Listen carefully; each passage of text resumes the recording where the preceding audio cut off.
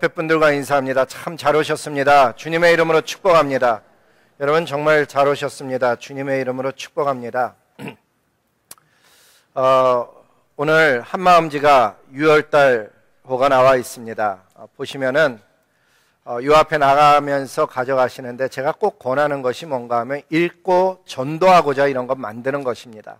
그래서 본인만 읽는 것이 아니고 누군가에게 마음을 두고 전도하시는 분 계시면은 권해서 한마음지를 통해서 전도했으면 좋겠다 생각을 하고, 오늘은 6월 달의 첫 주일뿐만 아니라 참 시간 빠르죠. 벌써 우리가 6월 달에 들어와 있는데 첫 주일뿐만 아니라 웨이크포리스트, 한마음 웨이크포리스트 교회 개척 2주년이 되는 2주년 창립 기념주일입니다. 그래서 2부 예배 분들은 뭐 청소도 해야 되는 분도 있고 음식도 뒤에 정리하시는 분도 있고, 그래서 사정상 못 가는 분 많은데 1부 예배 드리셨던 분 중에 혹시 시간이 허락되는 분들은 그런 일에 같이 가셔서 하나님 안에서 함께 격려하는 것, 우리 주님께서 기뻐하는 일이시고 또 하나님의 역사 속에 쓰임받는 귀한 일이라고 믿으니까 함께 시간을 내셔서 갈 수 있으면 좋겠다 생각합니다. 말씀 전하겠습니다. 오늘 설교 제목이 누가 진짜 적이냐 하는 내용입니다. 본문 말씀만 가지고는 잘 알 수 없는 그런 내용이죠. 사무엘과 아들 요나단, 이스라엘 사람들이 블레셋의 손에 의해 죽음으로 말미암아 저녁 때까지 슬퍼하며 금식했다. 그게 말씀만 가지고는 이 제목과 잘 연관이 안 되는 이야기입니다. 그래서 좀 배경을 설명해야 된다 저는 생각합니다. 오늘 우리가 읽은 말씀은 사무엘 하 말씀인데 사무엘 상 이야기를 좀 하고 나아가려고 합니다. 사무엘 상이라는 그것은 하나님의 말씀은 엘가나라는 사람으로부터 시작이 됩니다. 그에게는 두 아내가 있었는데 분인나와 한나라는 여인이었었는데, 한나라는 여인이 오랜 결혼 생활에도 불구하고 하나님께서 아기를 허락지 아니하심으로 인해 아기가 없었습니다. 그래서 한나라는 여인은 아기를 낳게 해달라고 엘리 제사장 시절에 하나님께 기도했더랬습니다. 하나님께서는 그 기도를 들으시고 그 가정에 사무엘이라는 아이를 허락해 주셨습니다. 이 한나라는 여인은 자기도 하나님께 감사를 드리고 싶었습니다. 그래서 하나님이 자기에게 주신 아이를 하나님께 드려서 평생 하나님을 섬기는 사람으로 드리고자 했고, 그 아이는 자라서 이스라엘의 영적 지도자가 되었습니다. 세월이 흘러서 사무엘 선지자가 나이가 많아졌고, 사무엘 선지자는 자기의 사사직분을 두 아들에게 넘겨줬습니다. 사무엘의 두 아들은 요엘과 아비야라는 아들이었었는데 아버지와는 달리 뇌물을 받고 판결을 굽게 하는 어리석은 자였습니다. 그래서 이스라엘 백성들은 실망하였고, 그로 인해서 두 아들 대신에 우리도 다른 나라처럼 왕을 세워야겠다. 그래서 우리에게도 왕을 세워주시옵소서 사무엘에게 요구했습니다. 사무엘 선지자는 하나님의 뜻을 받들어서 사울을 이스라엘의 초대 왕으로 세웠습니다. 사울 왕은 처음에는 겸손하였을 뿐만 아니라 하나님의 신이 함께하던 자였다고 성경 기록하고 있습니다. 그래서 지난번에 제가 설교드린 제목이 사울도 한때 성령 충만했던 사람이다, 그런 제목을 한번 제가 주제로 이야기 드리고 말씀 전한 적이 있습니다. 근데 아쉽게도 사울 왕은 어느 순간 변하기 시작했고, 상황이 급해지니까 하나님의 말씀을 어기고 선지자만이 할 수 있는 하나님께 드리는 번제를 사무엘 선지자를 대신해서 자기가 드리고야 말았습니다. 그 일로 인해서 하나님께서는 자기 마음에 맞는 사람을 구하시겠다고 선언하셨습니다. 그 말을 들은 사울은 늘 자기의 왕좌, 권자에 대해서 불안감을 느끼며 살았습니다. 그러던 날, 어느 날 블레셋 군대 거대한 장수, 우리가 알고 있는 골리앗이라는 장수가 이스라엘 앞에 나타났습니다. 아무도 감히 나가서 싸우려고 하지 않을 때 이름 없는 목동이었던 다윗이라는 소년이 나가서 알다시피 조약돌, 물맷돌을 돌려서 그 장수를 물리쳤습니다. 사람들이 노래를 하는데 뭐라고 노래를 했는가 하면 사울 왕은 천천히요, 다윗 왕은 만만이다. 누가 더 뛰어나다는 얘기예요? 다윗이 뛰어나다는 얘기를 여인들이 노래하기 시작했습니다.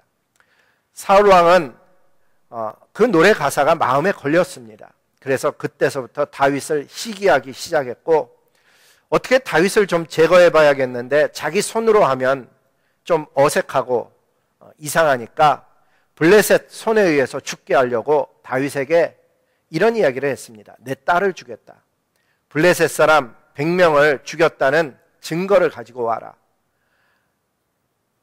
그 한 사람이 가서 100명을 죽인다는 게 그러다가 블레셋 사람 손에 세상에서 사라진 사람을 만들고 싶었는데 의외로 다윗은 한 걸음에 가서 100명이 아니고 200을 죽이고 그 증거를 가지고 왔습니다. 그 일로 사울은 더욱 다윗을 두려워하게 되었고 급기야는 평생 동안 다윗을 대적으로 여기며 살아갔습니다. 그 과정을 성경은 이렇게 기록을 합니다. 여호와께서 다윗과 함께 계심을 보고 사울이 알았고, 그 말이 참 중요한 말이에요. 사무엘상 18장 29절 말씀인데, 여호와께서 다윗과 함께 계심을 사울이 보고 알았을 뿐만 아니라 사울의 딸 미갈도 그를 사랑하므로 사울이 다윗을 더욱 두려워하여 평생에 다윗의 대적이 되니라. 성경은 그렇게 기록합니다. 그 사울이 두려워했던 진짜 이유는 그 말씀에서 볼 수 있는 것처럼 다윗과 하나님이 함께 계셨다는 사실입니다. 그리고 하나님만 함께 하는 게 아니고 사람들도, 특별히 자기 딸도 그를 사랑하는 것을 보고 다윗을 더욱더 두려워해서 평생에 다윗의 대적이 됐다고 성경은 기록합니다.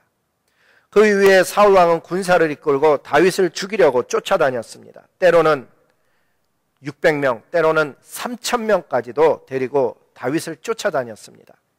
다윗의 20대는 나이는 사울 왕을 피해서 광야로 쫓겨다니는 인생이었습니다. 그 과정 중에 2번이나 다윗은 사울 왕의 생명을 취할 수 있는 기회가 주어졌었습니다. 그런데 다윗은 그리하지 아니했습니다. 성경은 이렇게 기록합니다. 왜 그렇게 하지 않았는가 하면 자기 사람들에게 이르되 내가 손을 들어 여호와의 기름 부음 받은 내 주를 치는 것은 여호와께서 금하시는 것이니 그는 여호와의 기름을 받은 자가 됨이니라 하고 다윗이 자기만 그러는 게 아니고 자기 사람들을 금해서 사울을 해치지 못하게 하니라. 이 말씀을 보면 아주 급박한 상황인데 자기 생명이 오가는 상황 속에서도 하나님의 말씀을 지켜 사는 다윗을 볼 수가 있습니다. 우리의 인생 속에서도 급박한 상황 속에 말씀을 지키는 게 대단히 중요하죠.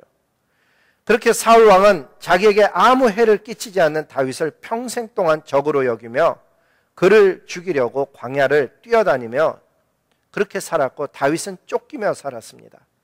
그러다가 블레셋 전투에서 사울 왕은 졌고 그때 사울 왕이 자결을 했다는 내용을 들은 다윗이 이렇게 울며 금식했다는 것이 오늘의 본문의 내용입니다. 그래서 제가 제목을 이렇게 달았어요. 누가 진정한 자기의 적인지 알지 못하고 죽음을 맞이한 사울 왕, 이렇게 제목을 정해봤어요. 사울 왕은 마지막까지 자기 적이 누구인지 파악하지 못했습니다. 사울 왕의 진정한 적은 다윗이 아니었습니다. 오히려 다윗은 사울 왕의 죽음과 친구 요나단의 죽음에 대해서 저녁까지 슬퍼하며 금식할 정도로 많이 존경했었고 친구 요나단을 사랑했더랬습니다. 그 본문이 오늘의 기록입니다. 그래서 이런 생각을 한번 해보는 것입니다. 만약에 사울 왕이 자기 딸 미갈과 결혼해서 자기에게 충성하고 있는 다윗을 적으로 삼지 않았다면, 그래서 다윗을 잘 등용해서 함께 나라를 다스렸다면 그의 마지막은 아마도 평안하고 행복했을 것입니다. 자기 딸 미갈은 이스라엘의 왕비가 되었을 것이고 자기 아들 요나단은 다윗의 가장 가까운 충복, 신복이 되었을 것입니다. 그리고 사울 왕 자신은 통일왕국 이스라엘을 일으킨 국부로 칭송을 받았을 것이며 다윗이 낳은 여러 명의 손자들을 바라보며 평안하고 행복한 마지막 여생을 보냈을 것입니다. 하지만 아쉽게도 이 사울 왕은 자기에게 아무 해를 끼치고 있지 않는 다윗을 평생의 적으로 삼아, 그 말이 되게 중요한 말이에요. 자기에게 해를 끼치고 있지 않는 다윗을 적으로 삼아 그를 쫓아다니며 미친 듯이 살아가다가 아들 셋은 한날에 블레셋에 의해서 처참하게 죽었고 자기 목은 배임을 당해서 벳산 성벽에 못 박히는 아주 끔찍한 최후를 맞이한 것을 보게 된다 하는 것입니다. 저와 여러분은 사울 왕이 아닙니다. 저와 여러분은 이 이야기 속에 아무 관계가 없어 보입니다. 저와 여러분은 평생 동안 누구를 적으로 삼고 살지도 않고 있습니다. 그럼에도 불구하고 우리가 순간순간 인생 속에서 자기도 모르게 적대감을 드러내고 있는, 자기도 모르게 불편해하는 우리의 삶을 어떻게 다루느냐에 따라서 저와 여러분의 마지막 모습이 사뭇 달라질 수 있다는 사실입니다. 그래서 이런 질문을 한번 만들어 보았습니다. 당신은 지금 현재를 얘기하는 거예요. 지금 무엇으로 인해 혹은 누구로 인해서 가장 고통을 당하고 있습니까? 그런 질문을 한번 만들어 본 거예요. 어떤 분은 제가 드린 이 질문에 금방 그 어떤 일 혹은 어떤 누군가가 떠오르는 사람도 있죠. 어떤 일이 가장 고통스럽습니까? 그러면 탁 떠오르는 일이 있는 사람도 있고 어떤 사람은 글쎄 뭘까 이렇게 생각하는 분도 있어요. 누가 지금 가장 마음속에 걸림이 됩니까? 그럼 누가 탁 떠오르는 사람이 있고 글쎄 누굴까? 그러고 생각하는 분이 있다는 거예요. 제가 분명히 말씀드릴 수 있는 사실은 인생의 가장 큰 적, 그 적은 어떤 일이나 사람이 아니라는 사실입니다. 우리 인류의 가장 큰 적은 원수사단 마귀인 것입니다. 정말이지 너무나 많은 사람들이 사울왕처럼 엉뚱하게도 눈에 보이는 일로 인해서 사람을 적으로 삼고 살아가고 있거나 어떤 일 앞에 눌려서 살아간다는 사실입니다. 사랑하는 성도 여러분, 눈에 보이는 그 어려운 일과 내 마음을 힘들게 하는 그 어떤 사람을 적으로 삼고 살아가면 저와 여러분도 어쩌면 사울왕처럼 그 마지막이 전혀 다른 마지막을 맞이할 수도 있다는 것입니다. 아니 어떤 면에서는 우리도 사울왕처럼 뜻밖의 참 불행한 최후를 맞이하게 될 수도 있는 것입니다. 그렇습니다. 어떤 일이나 사람이 우리를 파괴하는 것이 아닙니다. 일과 사람 뒤에는 우리의 삶을 파괴하고 있는 인류의 주적, 원수 사단 마귀가 있는 것입니다. 어떤 분은 이렇게 묻습니다. 목사님, 사단과 마귀는 같은 존재인가요? 아니면 다른 존재인가요? 성경은 뭐라 기록하는가 하면 큰 용이 내어 쫓기니 옛뱀 곧 마귀라고도 하고 사단이라고도 하며 온 천하를 꿰는 자라. 그가 땅으로 내어 쫓기니 그의 사자들도 그와 함께 내어 쫓기니라. 여러분이 요한계시록 말씀을 잘 보면 옛뱀이 곧 창세기 3장에서 여자를 속여 범죄케 했던 그 주인공임을 알 수가 있습니다. 그 뱀의 전체가 뭔가 하면 옛뱀 곧 마귀라고도 하고 사단이라고도 얘기합니다. 즉 질문의 내용이 뭔가 하면 사단과 마귀가 같은 것인가요? 이런 질문을 했었는데 뱀이라고도 부르고 마귀라고도 부르고 사단이라고도 부르며 다른 이름은 온 천하를 꿰는 자라는 별명을 가지고 있습니다. 요한계시록 12장 9절에 나오는 이 꿰는 자, 온 천하를 꿰는 자라는 그 꿰다는 단어가 원어로 보면 플라논이라는 단어입니다. 플라논이라는 단어인데 이는 빗나가게 하다 혹은 죄를 짓게 하다, 속이다, 방황하게 하다라는 뜻을 가지고 있는 단어입니다. 즉 사단이 세상에서 하는 일을 그대로 반영한 것입니다. 사단이 하는 일은 뭔가 하면 창조의 목적을 빗나가게 합니다. 그리고 우리로 하여금 지금도 하는 일이 뭔가 하면 죄를 짓게 합니다. 그리고 말씀을 들어도 그 진리를 우리 마음에서 빼앗아감으로 깨닫지 못하게 할 뿐만 아니라 우리가 가야 할 길을 못 찾고 한평생 헛되이 방황하며 살게 만들고 있는 것입니다. 이 사단이라고도 하고 마귀라고도 불리는 이 존재는 온 천하를 다니며 삼킬 자를 찾고 있다고 성경은 가르쳐 줍니다. 그래서 저와 여러분은 신앙생활을 그냥 인간관계 속에서 하고 있는 것이 아니라는 것을 깨닫는 것이 대단히 중요합니다. 신앙생활은 내가 저 교회를 참석해야 될까? 아니면 이 교회를 가야 될까? 아, 저 사람이 나를 힘들게 해. 이런 이야기만 있는 것이 아니고 온 천하를 다니며 삼킬 자를 찾고 있는 사단과의 전쟁 속에 어쩌면 우리가 들어가 있는 것입니다.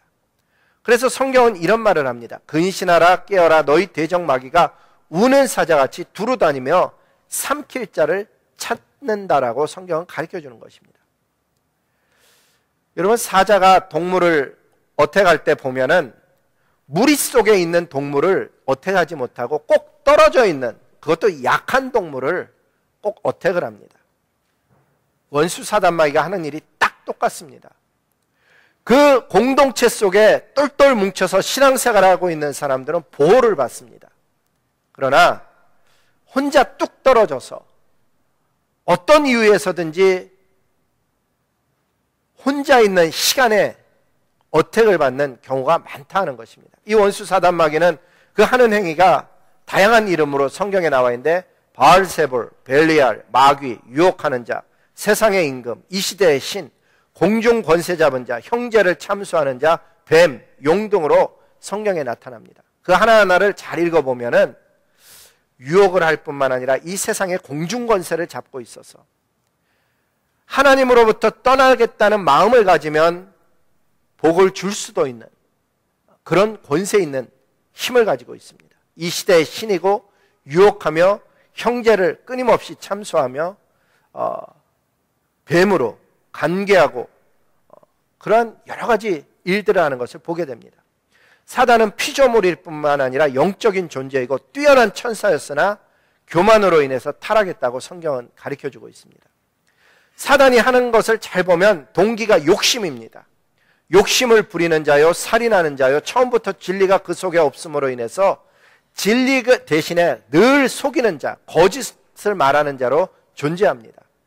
사단이 주로 이 땅에서 하는 사역은 미혹하는 것이고 사단의 일꾼들은 정의의 일꾼들인 양 자기 스스로를 말하지만 결국은 교회를 분열케 하고 하나님의 나라를 무너뜨리는 일을 담당하고 있는 것입니다.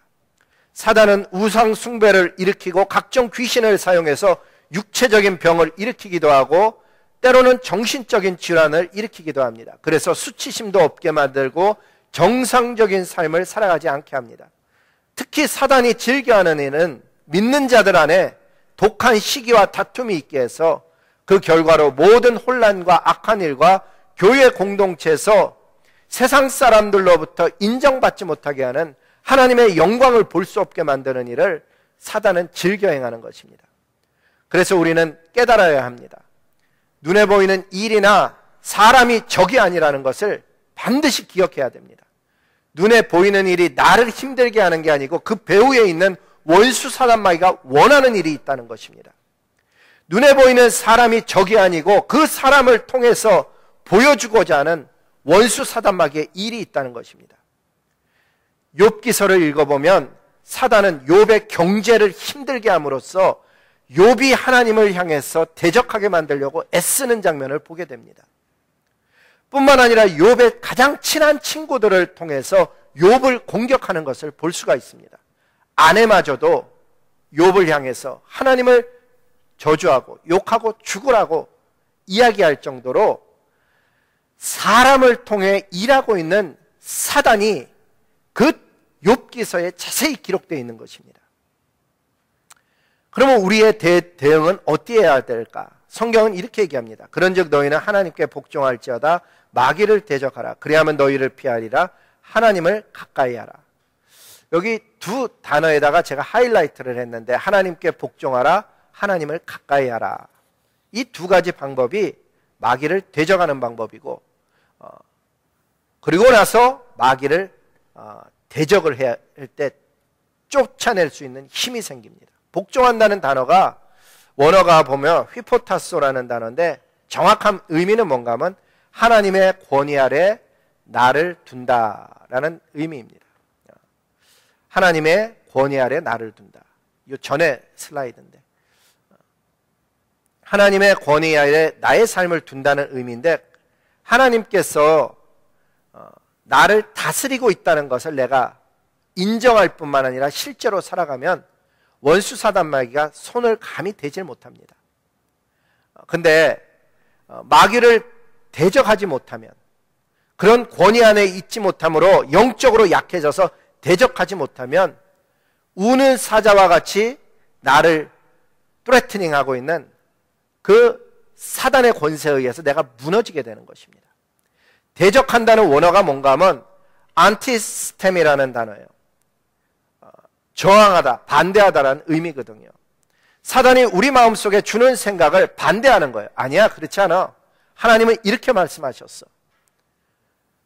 하나님께서 이렇게 하라고 하셨어. 말씀을 가지고 그 말씀의 검을 가지고 사단의 괴계를 정면으로 대응할 뿐만 아니라 사단이 의심의 화살, 두려움의 화살을 쏠 때 하나님이 지켜준다 그래서 믿음의 방패를 높이 들어올리는 것입니다. 결국 우리 인생은 내 마음속에 어떤 생각을 품고 사느냐에 따라서 좋은 일생이 되기도 하고 불행한 일생이 되기도 하는 것입니다. 우리는 어떤 생각을 마음속에 지금 품고 살아가고 있습니까? 사울 왕은 자기 마음속에 사단이 주는 다윗을 향한 시기와 질투심을 방치해 두었습니다. 결국 시간이 가면 시간이 갈수록 사울은 그 갈등을 이겨내지 못해서 성경에 보면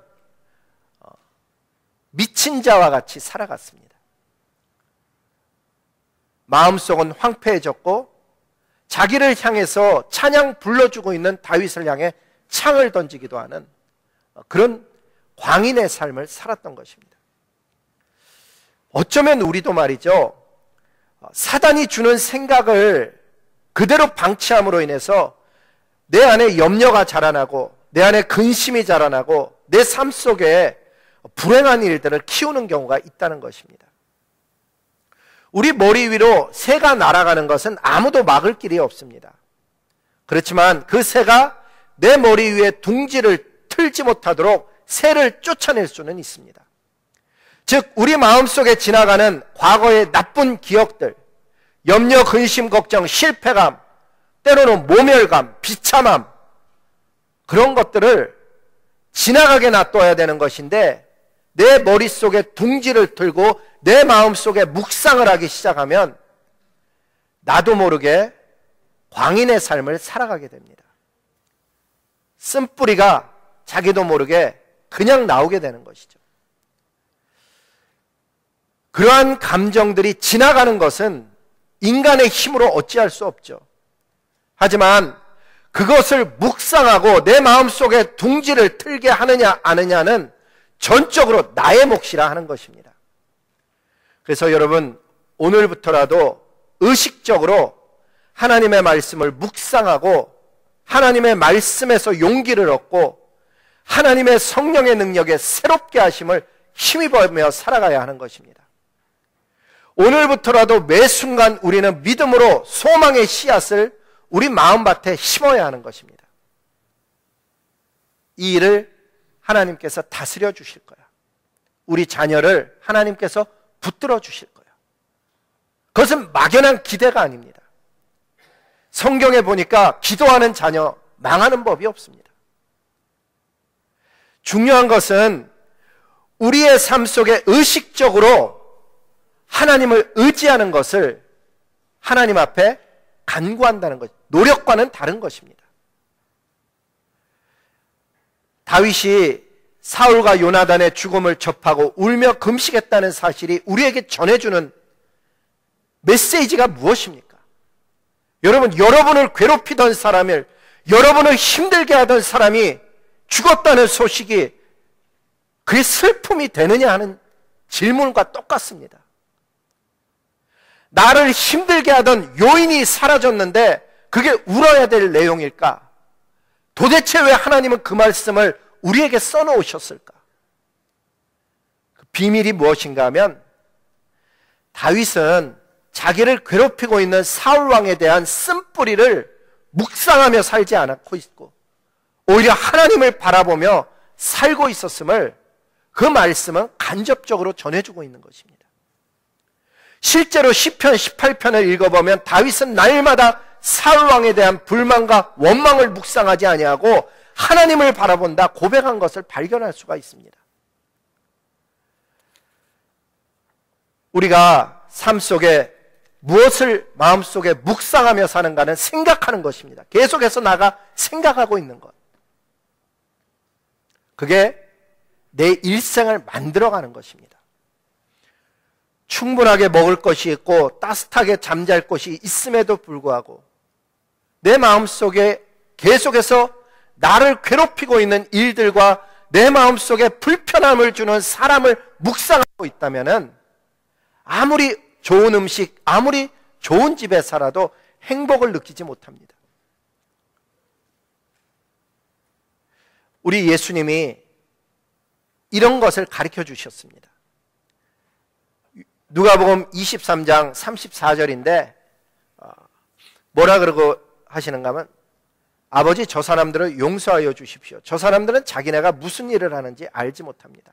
평안할 때 한 기도가 아니고 자기를 향해 뺨을 때리고 채찍질을 하고 예수님은 지금 아무 잘못도 없을 뿐만 아니라 그 사람을 구해주려고 하는데 구해주려는 그 사람으로부터 받고 있는 어마어마한 일일 뿐만 아니라 십자가에 달리기까지 하셨습니다. 지금 달려 돌아가시기 전 가상 7원 십자가에서 하신 말씀 7개 중에 하나가 뭐였는가 하면 저 사람을 용서해달라는 거예요. 왜?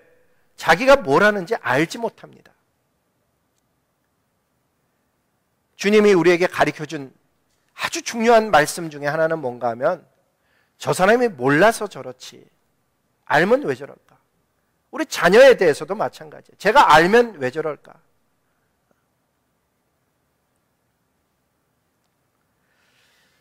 저와 여러분이 예배를 드리는데 예배의 진짜 능력은 어디서 오는가 하면 그 예배에서 주어진 말씀을 내 마음속에 품을 뿐만 아니라 그렇게 살게 해달라고 도움을 청할 때 그 예배는 사는 예배가 됩니다.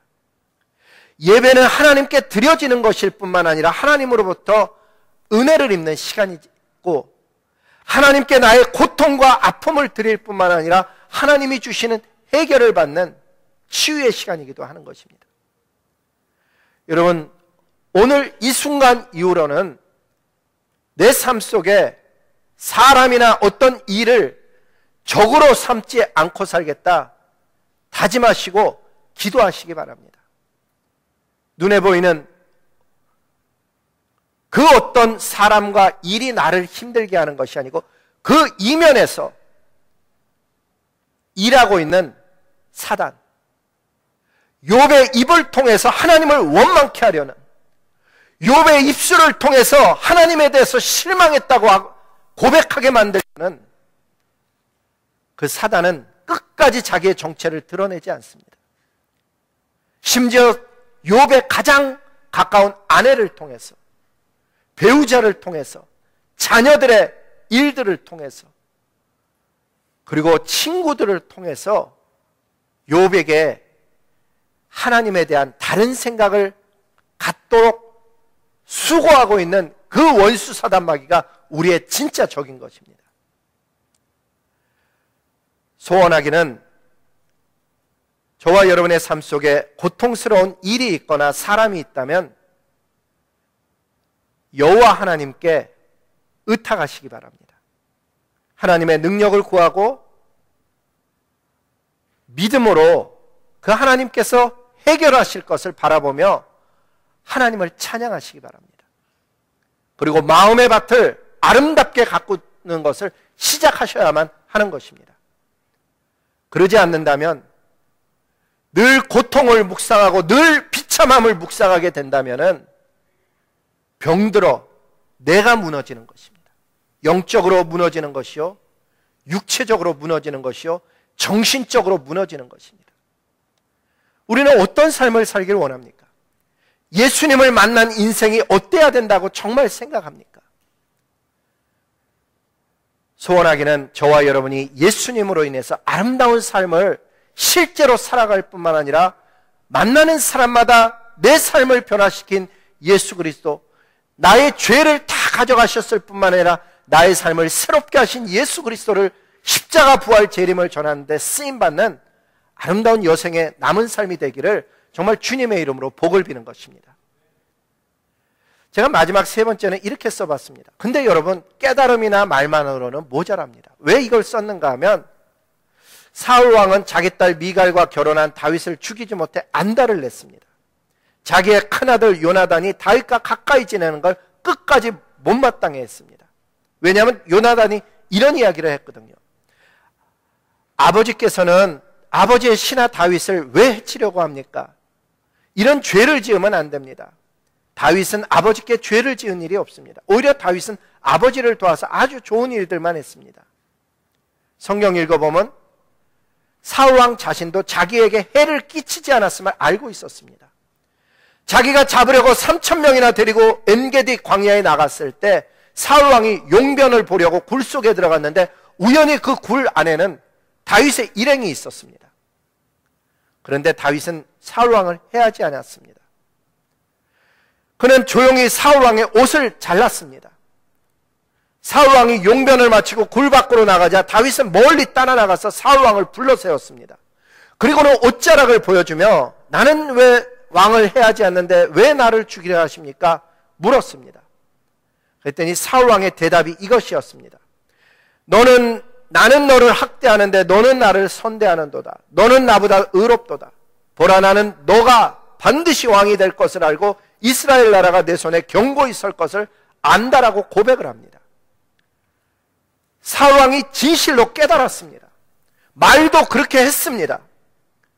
그러나 그의 삶은 여전히 변하지 않았습니다. 왜 그런 일이 일어날까?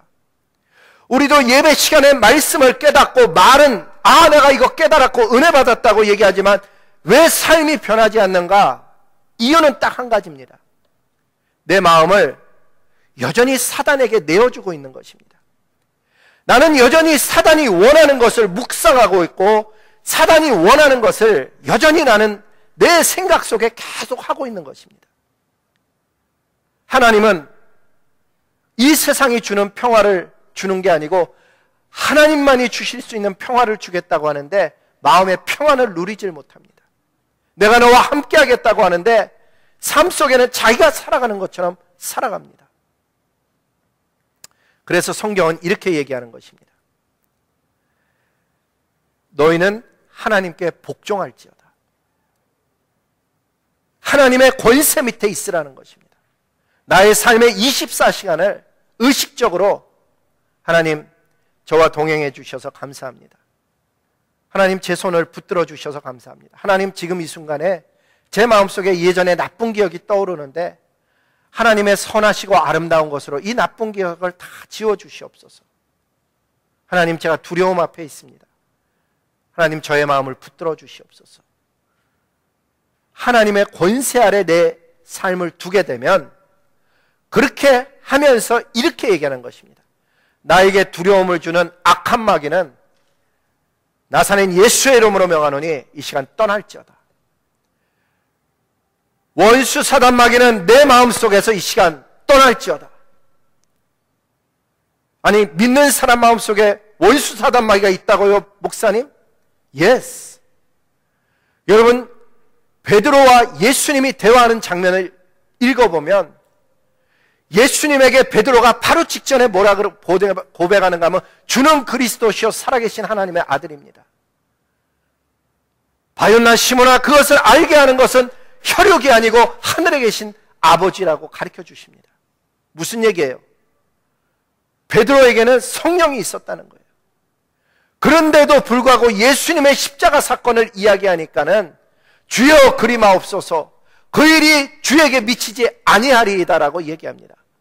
그랬더니 예수님 뭐라 하시는가 하면 사단아 내 뒤로 물러가라. 사랑하는 성도 여러분,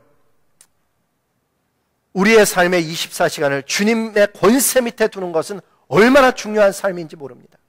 깨달음만 가지고도, 내 입술의 고백만 가지고는 부족합니다. 내 삶이 실제적으로 하나님의 권세 아래 있게 하기 위해서는 내 마음이 하나님의 것을 묵상해야 되는 것입니다.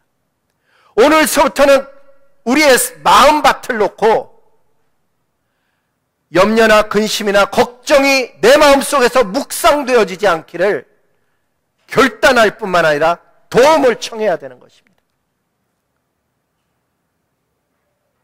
우리의 대장 되신 예수님께 도움을 청하는 것, 나의 삶 속의 부정적인 경험들과 나쁜 기억들이 예수님의 보혈로 깨끗이 씻겨져서 그 자리에 아름다운 꽃이 피고 아름다운 마음의 정원이 되어져서 하나님의 영광을 드러내는 우리의 마지막의 삶의 모습이 되기를 소원하는 것입니다.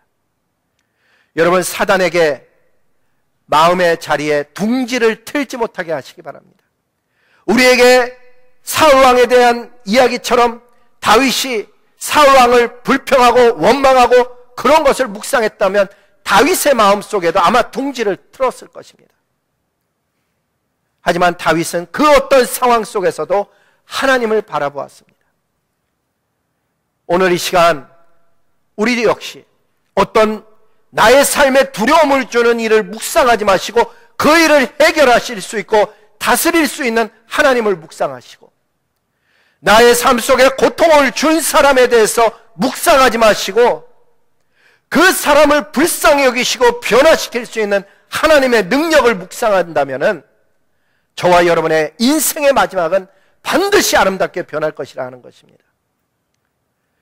우리의 삶 속에 이제 찬양하며 나갈 터인데 사실은 울어도 되지 않고 애를 써도 되지 않고 힘써도 되지 않는 일이 신앙의 여정입니다.